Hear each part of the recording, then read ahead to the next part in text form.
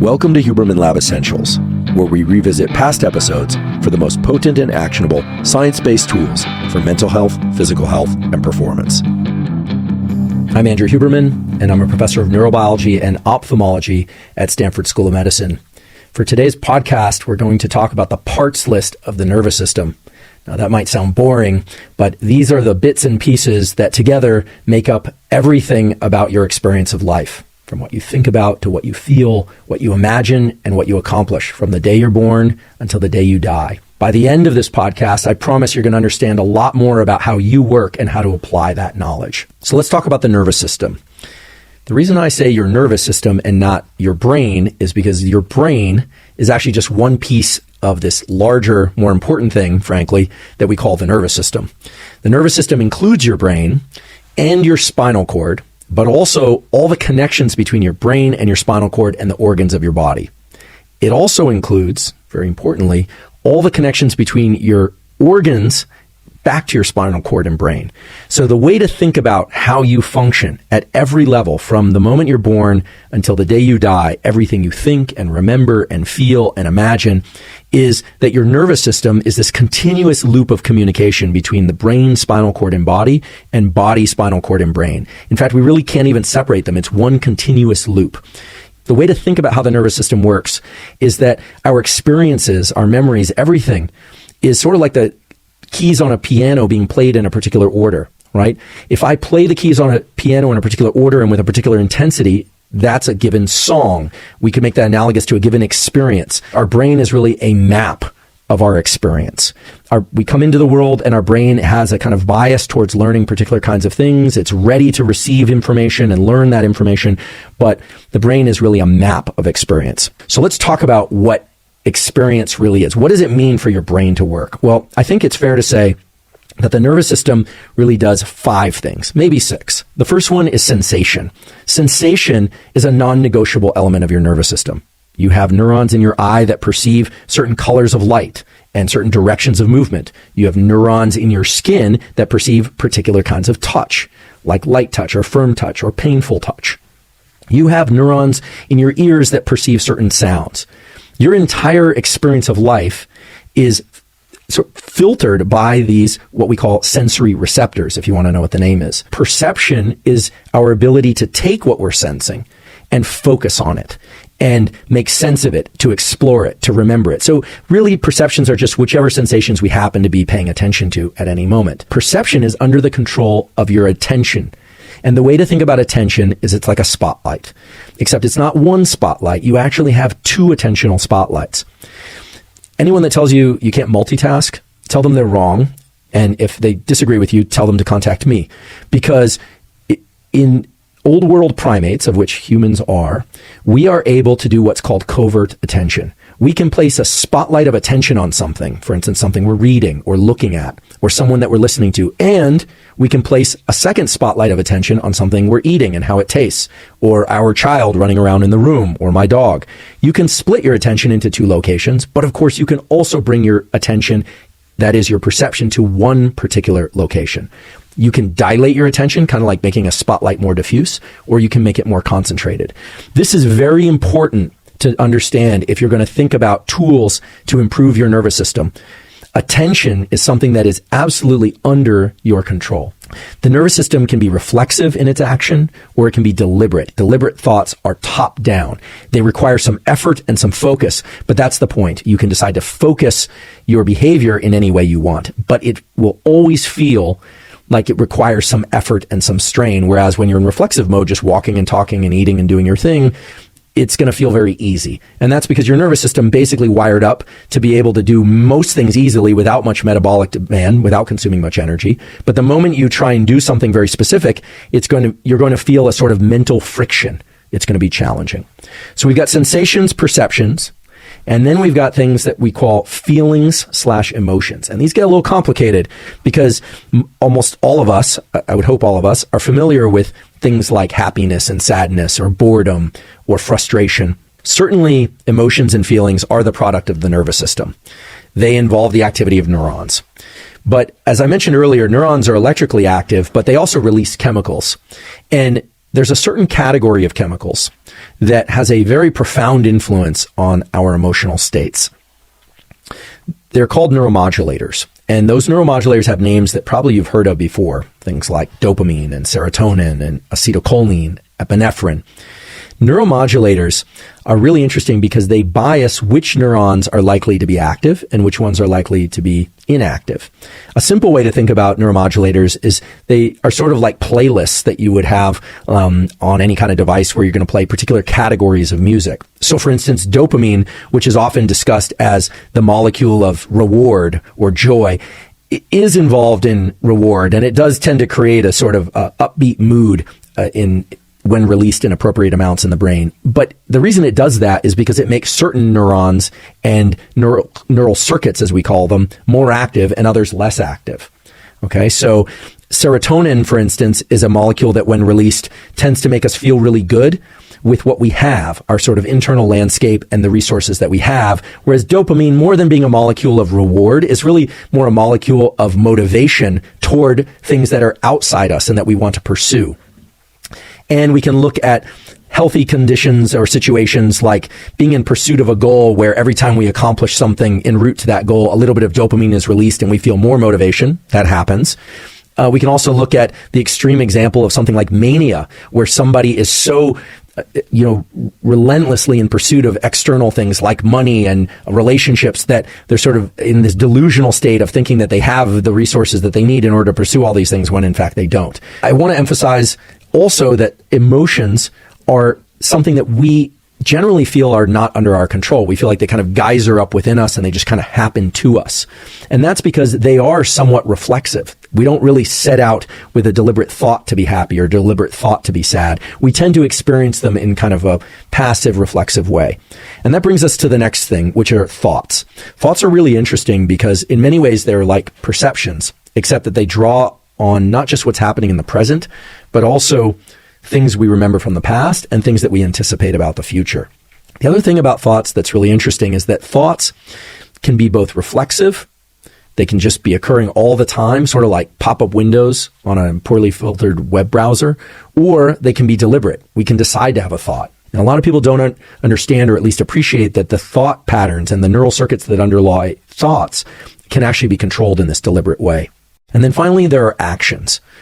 Actions or behaviors are perhaps the most important aspect to our nervous system because, first of all, our behaviors are actually the only thing that are going to create any fossil record of our existence. After we die, the nervous system deteriorates, our skeleton will remain, but it's, in the moment of experiencing something very joyful or something very sad, it can feel so all-encompassing that we actually think that it has some meaning beyond that moment.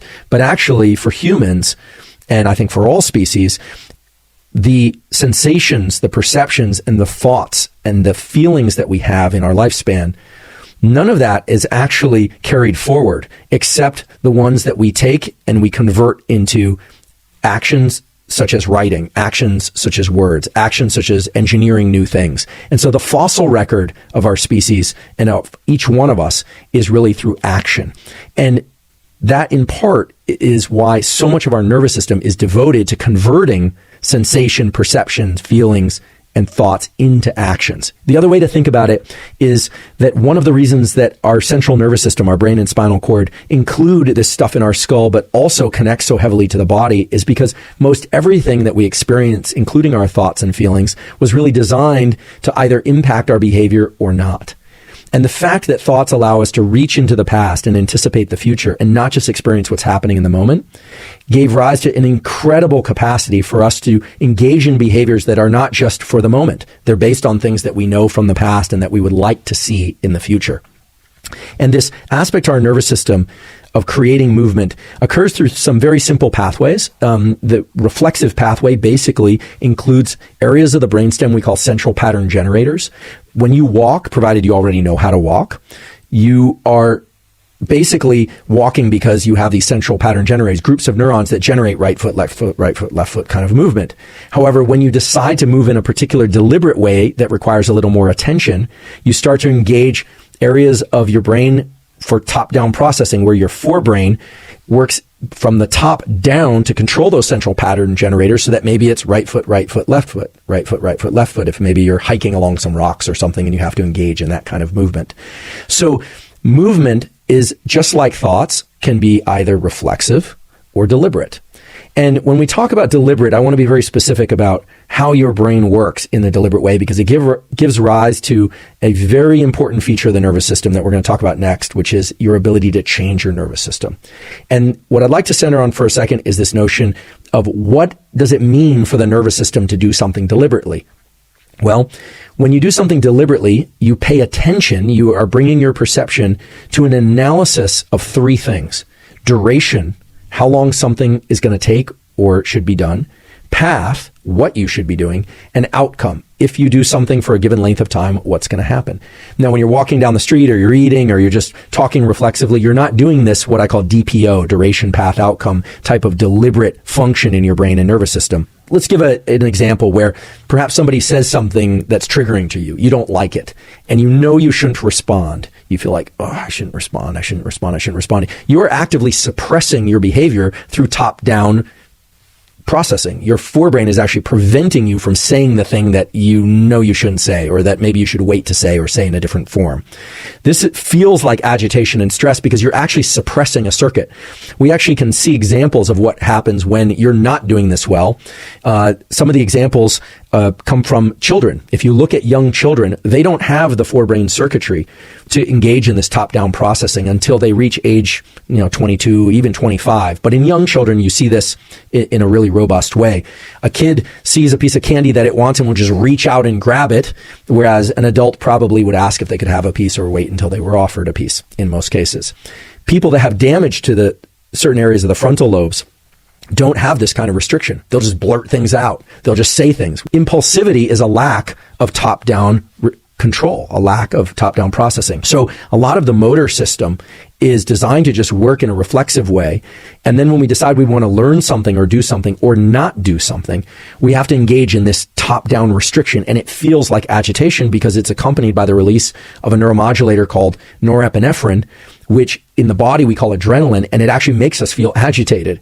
So for those of you that are trying to learn something new or to learn to suppress your responses or be more deliberate and careful in your responses, that is going to feel challenging for a particular reason. It's going to feel challenging because the chemicals in your body that are released in association with that effort are designed to make you feel kind of agitated. And so this is really important to understand, because if you want to understand neuroplasticity, you want to understand how to shape your behavior, how to shape your thinking, how to change how you're able to perform in any context. The most important thing to understand is that it requires top-down processing. It requires this feeling of agitation. In fact, I would say that agitation and strain is the entry point to neuroplasticity. So let's take a look at what neuroplasticity is. Neuroplasticity is the ability for these connections in the brain and body to change in response to experience. And what's so incredible about the human nervous system in particular is that we can direct our own neural changes. We can decide that we want to change our brain. In other words, our brain can change itself and our nervous system can change itself. For a long time, it was thought that neuroplasticity was the unique gift of young animals and humans, that it could only occur when we're young. And in fact, the young brain is incredibly plastic. Children can learn 3 languages without an accent reflexively, whereas adults, it's very challenging. It takes a lot more effort and strain, a lot more of that duration, path, outcome kind of thinking in order to achieve those plastic changes. We now know, however, that the adult brain can change in response to experience. In order to understand that process, we really have to understand something that might at first seem totally divorced from neuroplasticity, but actually lies at the center of neuroplasticity. And for any of you that are interested in changing your nervous system so that something that you want can go from being very hard or seem almost impossible and out of reach to being very reflexive, this is especially important to pay attention to. Plasticity in the adult human nervous system is gated, meaning it is controlled by neuromodulators. These things that we talked about earlier, dopamine, serotonin, and one in particular called acetylcholine, are what open up plasticity. They literally unveil plasticity and allow brief periods of time in which whatever information, whatever thing we're sensing or perceiving or thinking, or whatever emotions we feel, can literally be mapped in the brain such that later, it will become much easier for us to experience and feel that thing. Now, this has a dark side and a positive side. The dark side is it's actually very easy to get neuroplasticity as an adult through traumatic or terrible or challenging experiences. But the important question is to say, why is that? And the reason that's the case is because when something very bad happens, there's the release of two sets of neuromodulators in the brain. Epinephrine, which tends to make us feel alert and agitated, which is associated with most bad circumstances, and acetylcholine, which tends to create a even more intense and focused perceptual spotlight. Remember earlier we were talking about perception and how it's kind of like a spotlight. Acetylcholine makes that light particularly bright and particularly restricted to one region of our experience. And it does that by making certain neurons in our brain and body active much more than all the rest. So acetylcholine is sort of like a highlighter marker upon which neuroplasticity then comes in later and says, wait, which neurons were active in this particularly alerting phase of whatever, day or night, whenever this thing happened to happen. So the way it works is this. You can think of epinephrine as creating this alertness and this kind of unbelievable level of increased attention compared to what you were experiencing before. And you can think of acetylcholine as being the molecule that highlights whatever it happens during that period of heightened alertness. So just to be clear, it's epinephrine creates the alertness that's coming from a subset of neurons in the brainstem, if you're interested, and acetylcholine coming from an area of the forebrain is tagging or marking the neurons that are particularly active during this heightened level of alertness. Now that marks the cells, the neurons, and the synapses for strengthening, for becoming more likely to be active in the future, even without us thinking about it. Okay? So in bad circumstances, this all happens without us having to do much. When we want something to happen, however, we want to learn a new language, we want to learn a new skill, we want to become more motivated.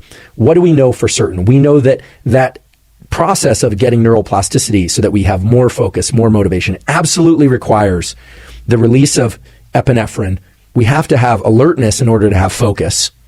And we have to have focus in order to direct those plastic changes to particular parts of our nervous system.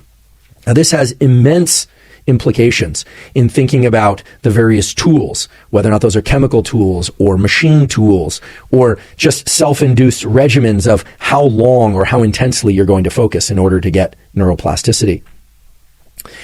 But there's another side to it.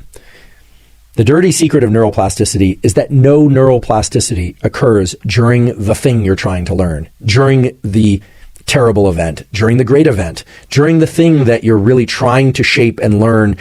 Nothing is actually changing between the neurons that is going to last. All the neuroplasticity, the strengthening of the synapses, the addition in some cases of new nerve cells, or at least connections between nerve cells, all of that occurs at a very different phase of life, which is when we are in sleep and non-sleep deep rest. And so neuroplasticity, which is the kind of holy grail of human experience of, this is the new year and everyone's thinking New Year's resolutions. And right now, perhaps everything's organized and people are highly motivated, but what happens in March or April or May? Well, that all depends on how much attention and focus one can continually bring to whatever it is they're trying to learn. So much so that agitation and a feeling of strain are actually required for this process of neuroplasticity to get triggered. But the actual rewiring occurs during periods of sleep and non-sleep deep rest. There's a study published last year that's particularly relevant here that I want to share. It was not done by my laboratory, that showed that 20 minutes of deep rest, this is not deep sleep, but essentially doing something very hard and very intense and then taking 20 minutes immediately afterwards, to deliberately turn off the deliberate, focused thinking and engagement actually accelerated neuroplasticity. There's another study that's just incredible, and we're going to go into this in a future episode of the podcast not too long from now, that showed that if people are learning a particular skill, it could be a language skill or a motor skill, and they hear a tone just playing in the background. The tone is playing periodically in the background, like just a bell.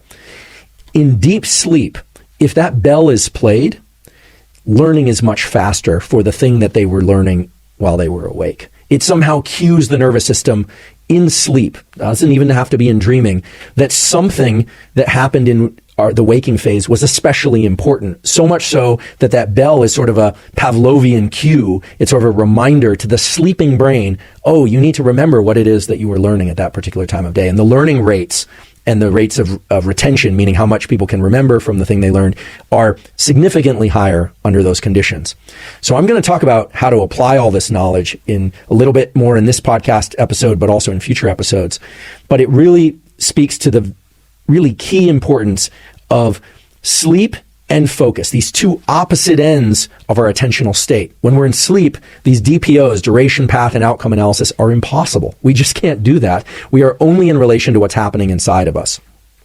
So sleep is key. Also key are periods of non-sleep deep rest where we're turning off our analysis of duration, path, and outcome, in particular for the thing that we were just trying to learn. And we're in this kind of liminal state where our attention is kind of drifting all over. It turns out that's very important for the consolidation, for the changes between the nerve cells that will allow what we were trying to learn to go from being deliberate and hard and stressful and a strain to easy and reflexive. This also points to how different people, including many modern clinicians, are thinking about how to prevent bad circumstances, traumas, from routing their way into our nervous system permanently. It says that you might want to interfere with certain aspects of brain states that are away from the bad thing that happened, the brain states that happen the next day or the next month or the next year. And also I want to be aware, I want to make sure that I pay attention to the fact that for many of you, you're thinking about neuroplasticity, not just in changing your nervous system to add something new, but to also get rid of things that you don't like, right? That you want to forget bad experiences, or at least remove the emotional contingency of a bad relationship, or a bad relationship to something or some person or some event. Learning to fear certain things less, to eliminate a phobia, to erase a trauma. The memories themselves don't get erased. I'm sorry to say that the memories don't themselves get erased, but the emotional load of memories can be reduced. And there are a number of different ways that that can happen, but they all require this thing that we're calling neuroplasticity. We're going to have a large number of discussions about neuroplasticity in depth, but the most important thing to understand is that it is indeed a two-phase process. What governs the transition between alert and focused and these deep rest and deep sleep states is a system in our brain and body, a certain aspect of the nervous system called the autonomic nervous system. And it is immensely important to understand how this autonomic nervous system works. It has names like the sympathetic nervous system and parasympathetic nervous system, which frankly are complicated names because they're a little bit misleading. Sympathetic is the one that's associated with more alertness. Parasympathetic is the one that's associated with more calmness. And it gets really misleading because the sympathetic nervous system sounds like sympathy, and then people think it's related to calm. I'm going to call it the alertness system and the calmness system, because even though sympathetic and parasympathetic are sometimes used, people really get confused. So the way to think about the autonomic nervous system, and the reason it's important for every aspect of your life, but in particular for neuroplasticity and engaging in these focus states and then these defocus states, is that it works sort of like a seesaw. Every 24 hours, we're all familiar with the fact that when we wake up in the morning, we might be a little bit groggy, but then generally we're more alert. And then as evening comes around, we tend to become a little more relaxed and sleepy. And eventually, at some point at night, we go to sleep. So we go from alert to deeply calm. And as we do that, we go from an ability to engage in these very focused duration, path, outcome types of analyses to states in sleep that are completely divorced from duration, path, and outcome, in which everything is completely random and untethered in terms of our sensations, perceptions, and feelings, and so forth. So every 24 hours, we have a phase of our day that is optimal for thinking and focusing and learning and neuroplasticity and doing all sorts of things. We have energy as well. And in another phase of our day, we're tired and we have no ability to focus. We have no ability to engage in duration, path, outcome types of analyses. And it's interesting that both phases are important for shaping our nervous system in the ways that we want.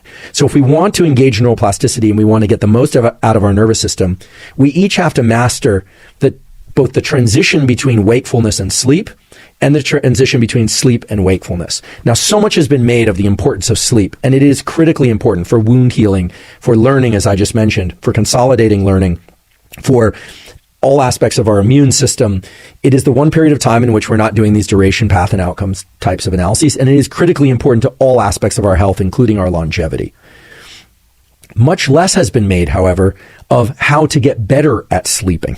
how to get better at the process that involves falling asleep, staying asleep, and accessing these states of mind and body that involve total paralysis. Most people don't know this, but you're actually paralyzed during much of your sleep so that you can't act out your dreams, presumably. But also where your brain is in a total idle state where it's not controlling anything. It's just left to kind of free run. And there are certain things that we can all do in order to master that transition, in order to get better at sleeping. And it involves much more than just how much we sleep. We're all being told, of course, that we need to sleep more, but there's also the issue of sleep quality, accessing those deep states of non-DPO thinking, accessing the right timing of sleep. Not a lot has been discussed publicly, as far as I'm aware, of when to time your sleep. I think we all can appreciate that sleeping for half an hour throughout the day, so that you get a total of 8 hours of sleep every 24-hour cycle, is probably very different and not optimal compared to a solid block of 8 hours of sleep. Although there are people that have tried this. I think it's been written about in various books. Not many people can stick to that schedule. Incidentally, I think it's called the Uberman schedule, not to be confused with the Huberman schedule, because first of all, my schedule doesn't look anything like that. And second of all, I would never attempt such a sleeping regime. The other thing that is really important to understand is that we have not explored as a culture the rhythms that occur in our waking states. So much has been focused on the value of sleep and the importance of sleep, which is great. But I don't think that most people are paying attention to what's happening in their waking states and when their brain is optimized for focus, when their brain is optimized for these DPOs, these duration path outcome types of engagements for learning and for changing, and when their brain is probably better suited for more reflexive thinking and behaviors. And it turns out that there's a vast amount of scientific data which points to the existence of what are called ultradian rhythms. You may have heard of circadian rhythms. Circadian means circa, about a day, so it's 24-hour rhythms because the Earth spins once every 24 hours. Ultradian rhythms occur throughout the day, and they require less time. They're shorter. The most important ultradian rhythm, for sake of this discussion, is the 90-minute rhythm that we're going through all the time in our ability to attend and focus. And in sleep, our sleep is broken up into 90-minute segments. Early in the night, we have more phase 1 and phase 2 lighter sleep, and then we go into our deeper phase 3 and phase 4 sleep, and then we return to phase 1, 2, 3, 4. So all night, you're going through these ultradian rhythms of stage 1, 2, 3, 4, 1, 2, 3, 4. It's repeating. Most people perhaps know that, maybe they don't, but when you wake up in the morning, these ultradian rhythms continue. And it turns out that we are optimized for focus and attention within these 90-minute cycles, so that at the beginning of one of these 90-minute cycles, maybe you sit down to learn something new or to engage in some new challenging behavior. For the first 5 or 10 minutes of one of those cycles, it's well known that the brain and the neural circuits and the neuromodulators are not going to be optimally tuned to whatever it is you're trying to do. But as you drop deeper into that 90-minute cycle, your ability to focus and to engage in this DPO process and to direct neuroplasticity and to learn is actually much greater. And then you eventually pop out of that at the end of the 90-minute cycle. So these cycles are occurring in sleep and these cycles are occurring in wakefulness. And all of those are governed by this seesaw of alertness to calmness that we call the autonomic nervous system. So if you want to master and control your nervous system, regardless of what tool you reach to, whether or not it's a pharmacologic tool or whether or not it's a behavioral tool or whether or not it's a brain-machine interface tool, it's vitally important to understand that your entire existence is occurring in these 90-minute cycles, whether or not you're asleep or awake. And so you really need to learn how to wedge into those 90-minute cycles. And for instance, it would be completely crazy and counterproductive to try and just learn information while in deep sleep by listening to that information, because you're not able to access it. It would be perfectly good, however, to engage in a focus bout of learning each day. And now we know how long that focus bout of learning should be. It should be at least one 90-minute cycle. And the expectation should be that the early phase of that cycle is going to be challenging. It's going to hurt. It's not going to feel natural. It's not going to feel like flow. But that you can learn, and the circuits of your brain that are involved in focus and motivation can learn to drop into a mode of more focus, get more neuroplasticity, in other words, by engaging these ultradian cycles at the appropriate times of day. For instance, some people are very good learners early in the day and not so good in the afternoon. So you can start to explore this process even without any information about the underlying neurochemicals by simply paying attention, not just to when you go to sleep and when you wake up each morning, how deep or how shallow your sleep felt to you subjectively, but also throughout the day when your brain tends to be most anxious. because it turns out that has a correlate related to perception that we will talk about. You can ask yourself, when are you most focused? When are you least anxious? When do you feel most motivated? When do you feel least motivated? By understanding how the different aspects of your perception, sensation, feeling, thought, and actions tend to want to be engaged or not want to be engaged, you develop a very good window into what's going to be required to shift your ability to focus or shift your ability to engage in creative type thinking at different times of day, should you choose. And so that's where we're heading going forward. It all starts with mastering this seesaw that is the autonomic nervous system, that at a coarse level is a transition between wakefulness and sleep. But at a finer level, and just as important, are the various cycles, these ultradian 90-minute cycles that govern our life all the time, 24 hours a day, every day of our life. And so we're going to talk about how you can take control of the autonomic nervous system so that you can better access neuroplasticity, better access sleep, even take advantage of the phase that is the transition between sleep and waking to access things like creativity and so forth. All based on studies that have been published over the last 100 years, mainly within the last 10 years, and some that are very, very new, and that point to the use of specific tools that will allow you to get the most out of your nervous system. So today we covered a lot of information. It was sort of a whirlwind tour of everything from neurons and synapses to neuroplasticity in the autonomic nervous system. We will revisit a lot of these themes going forward. So if all of that didn't sink in one pass, please don't worry. We will come back to these themes over and over again. I wanted to equip you with language that we're all developing a kind of common base set of information going forward. And I hope the information is valuable to you and you're thinking about what is working well for you and is what's working less well and what's been exceedingly challenging, what's been easy for you in terms of your pursuit of particular behaviors or emotional states, where your challenges or the challenges of people that you know might reside. So thank you so much for your time and attention. And above all, thank you for your interest in science.